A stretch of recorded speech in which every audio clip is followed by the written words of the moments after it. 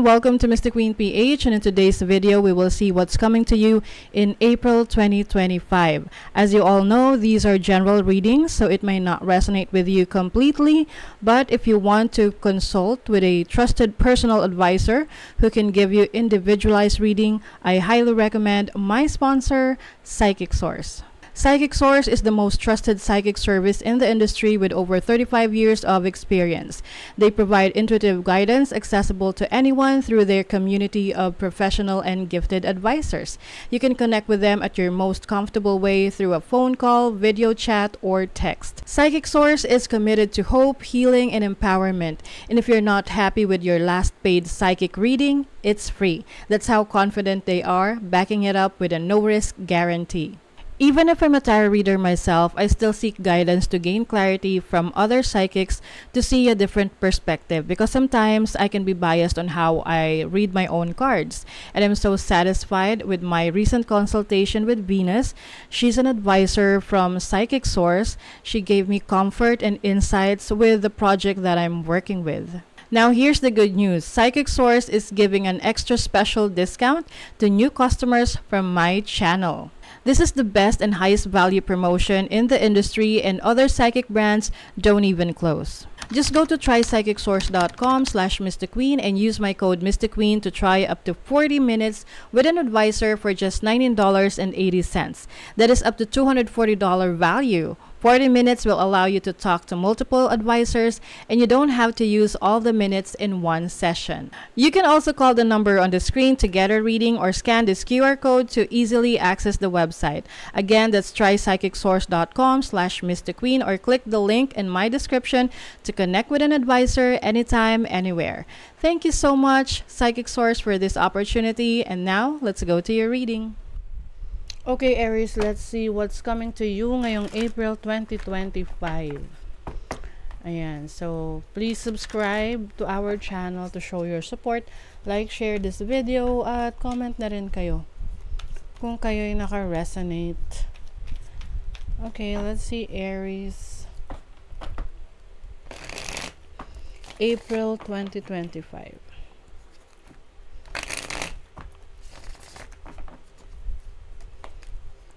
Overall energy, possible challenge, opportunity, focus, and your blessing. Bottom of the deck is the Knight of Wands. Oh, you are go-getter. Ngayong April, it is your ano nga pala, no? Your season. Ayan. I think magiging busy ka in doing a lot of things. Pwedeng travels. Alam mo yung parang hindi ka magkaunda-ugaga. Ganun. Sa iyong mga gagawin. Yun nga lang, this might bring you back pains, body pains. So, just make sure na you get the massage that you need, no? Makakatulong yan. Lalo na kung, alam mo yung tipong laging nasa labas. Oo, ganon, may ginagawa, ganyan. So, you might be busy with your career, with your business, or kung ano man yung mga inaasikaso mo ngayon. You also have the Ten of Pentacles, which is stability in your finances.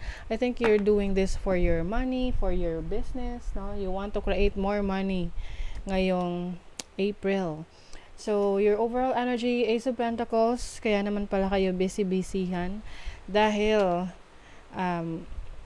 may nagsisimula. This can be a new job, a new career that you are working on.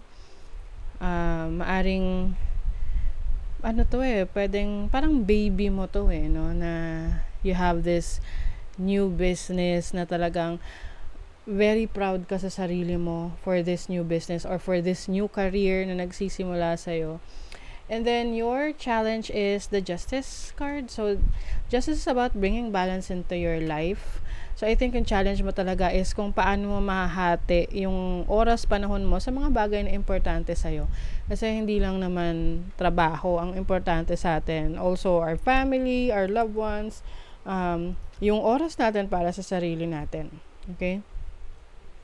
And then, maaring meron challenging situation then when it comes to making a major decision. Okay? Tingnan natin kung anong area of life to. Sixth house, so this is about your health. Maaring meron kang major decision na kailangan gawin sa kalusugan mo. Or this is about your work, your routine. Maaring meron kang babaguhin sa routine mo. And then your opportunity is the Knight of Cups. So as an opportunity, I see you na merong pwedeng may offer sa inyo, like an offer of a new job, a new career, or a new business.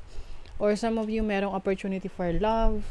If you are looking for love, merong person na very much interested sa'yo. This can be a water sign, Cancer, Scorpio, or Pisces. And then your focus is the Emperor. O diba? Focus ka talaga sa sarili mo. This is your energy. I see you na merong structure sa buhay mo ngayon.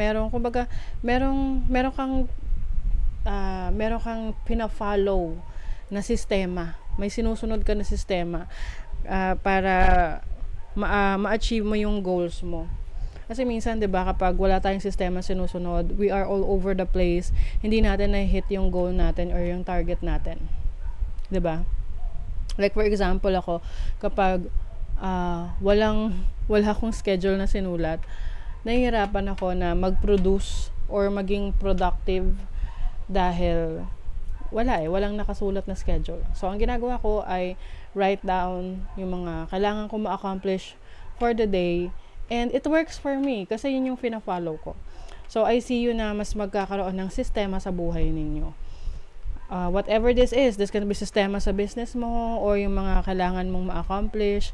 You are in control of your life, of your goals right now. And then your blessing is the Hermit. Parang halos lahat talaga ng reading lumalabas ang Hermit. This is about self-reflection. This makes sense kasi nga for those who are practicing Catholic religion, merong diba? Ang tawag nito? Mahal na araw, Holy Week, which is about self-reflection. So the blessing here is time for yourself.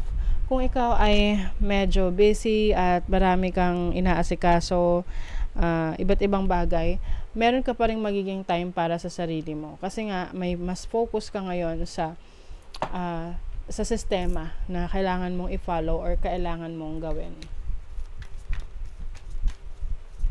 What is the Ace of Pentacles?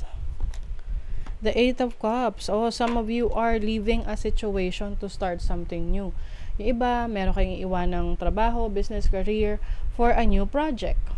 And I think, pinag-isipan mo na tong maigi, pinag-aralan mo na, and now you are ready to start.